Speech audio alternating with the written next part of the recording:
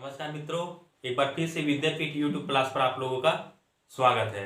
दोस्तों, जैसे कि हमने पिछले वीडियो पर बात किया था रक्त के बारे में। जी हाँ दोस्तों, ब्लड के बारे में बात किया था।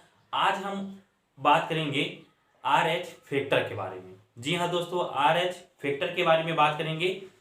ठीक दोस्तों, तो आइए देखते हैं। RH फैक्टर इनकी खोज किसने किया था? जी हाँ दोस्तों, RH फैक्टर की खोज किसने किया था?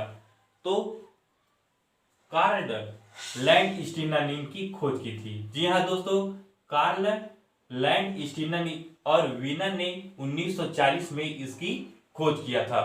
कौन कौन व्यक्ति ने? कार्ल लैंडस्टीनर और वीनर ने 1940 में RH फैक्टर की खोज किया था।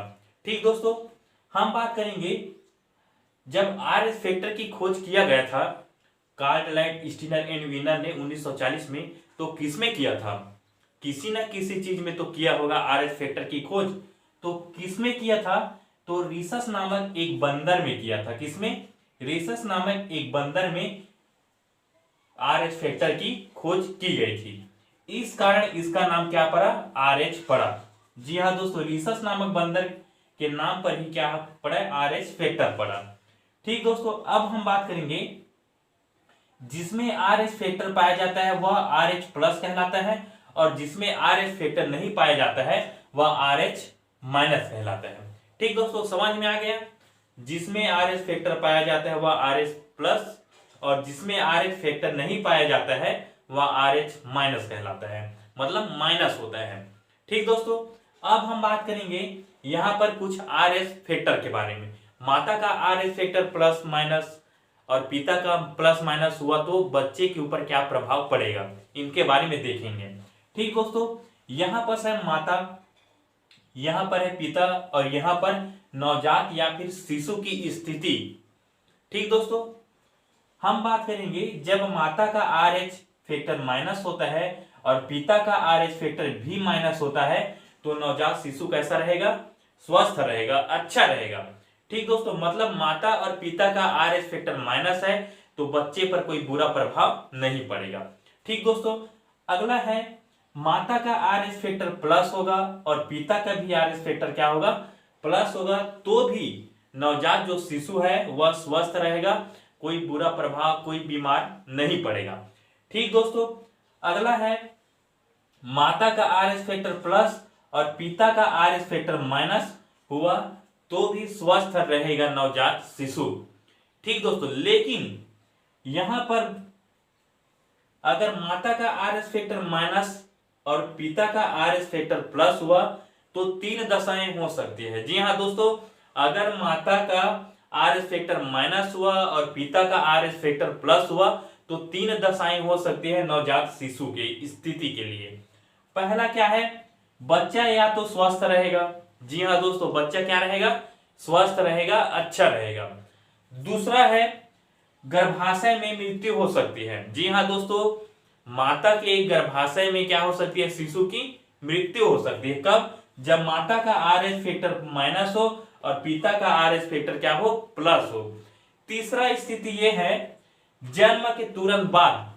जी हाँ दोस्तों, शिशु जन्म के तुरंत बाद क्या हो सकता है? उनकी मृत्यु हो सकता है। मतलब माता का RH फैक्टर माइनस हुआ और पिता का RH फैक्टर प्लस हुआ तो नवजात जो शिशु पैदा होगा उनकी तीन अवस्थाएं हो सकती है, तीन दशाएं हो सकती है।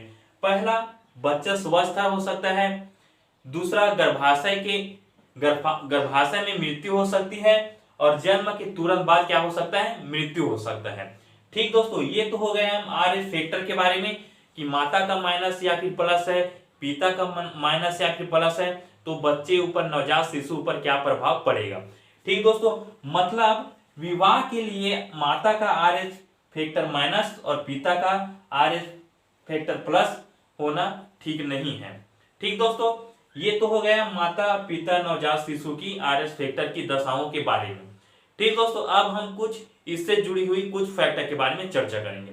ठीक दोस्तों, तो आइए देखते हैं।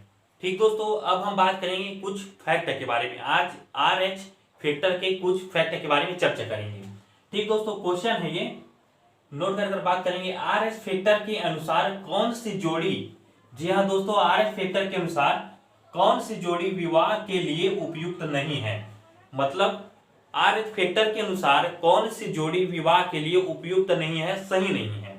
तो माता का आर एच फैक्टर माइनस व पिता का आर एच फैक्टर प्लस होना विवाह के लिए क्या है, उपयुक्त जोड़ी नहीं है। जी हाँ दोस्तों, अगर माता का आर एच फैक्टर माइनस हुआ और पिता का आर एच फैक्टर प्लस हुआ तो जो बच्चे पैदा होंगे उनकी क्या हो सकती है, मृत्यु हो सकती है।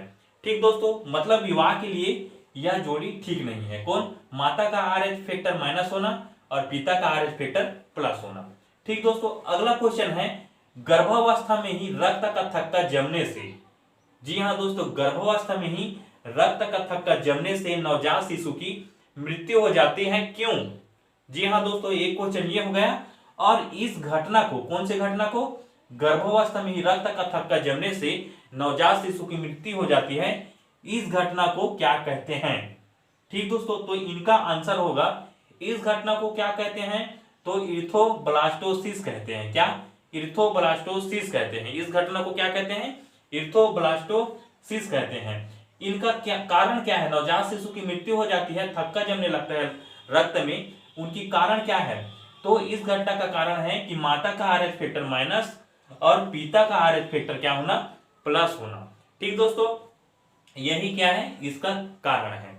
मतलब हम सीधा सी कह सकते हैं कि अगर माता का आर एच फैक्टर माइनस हुआ और पिता का आर एच फैक्टर प्लस हुआ तो विवाह के लिए उपयुक्त जोड़ी नहीं है, सही जोड़ी नहीं है। क्योंकि बच्चे क्या हो जाएंगे, मर जाएंगे, बच्चे की मृत्यु हो जाएगी। 3 अवस्थाएं बताया था मैंने, या फिर बच्चा स्वस्थ रहेगा, या फिर गर्भावस्था में मृत्यु हो जाएगा, या फिर जन्म लेने के तुरंत बाद क्या हो जाएगा, मृत्यु हो जाएगा। ठीक दोस्तों, ये तो हो गया आर एच फैक्टर के बारे में। ठीक दोस्तों, आपको ऐसे याद करना है, मां से माता और मां से माइनस, मतलब आर एच फैक्टर माता का माइनस होगा तो क्या होगा और पिता का प्लस होगा तो क्या होगा, मतलब विवाह के लिए उपयुक्त जोड़ी नहीं है। ठीक दोस्तों, ये तो हो गया आर एच फैक्टर के बारे में। अब हम कुछ अन्य के बारे में चर्चा करेंगे अगली वीडियो पर। ठीक दोस्तों, जय हिंद, जय भारत।